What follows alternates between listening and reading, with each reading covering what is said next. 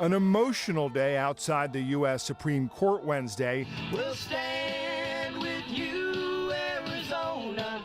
As supporters and opponents of a controversial Arizona immigration law faced off. The federal government is not following up on what it should be doing, protecting who's legal and who is not legal. Inside, the court was hearing arguments over the law that requires police to check the legal status of people they stop for other reasons.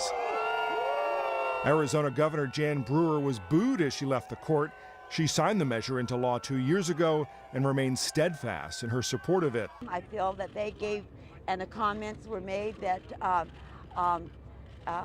that Arizona has a right, and I, as governor, I felt was somewhat ensured that I had a right to protect the citizens of Arizona. The arguments in court today really concern the state power versus federal power. This is a case where the federal government says, look, immigration is our thing, it's our province, and the states really don't have much of a role in it. AP Supreme Court writer Mark Sherman says the justices also suggested that there were already a number of states where officers voluntarily check the immigration status of people taken into custody. So the only thing that seemed to bother the federal government was that it's now required under Arizona law.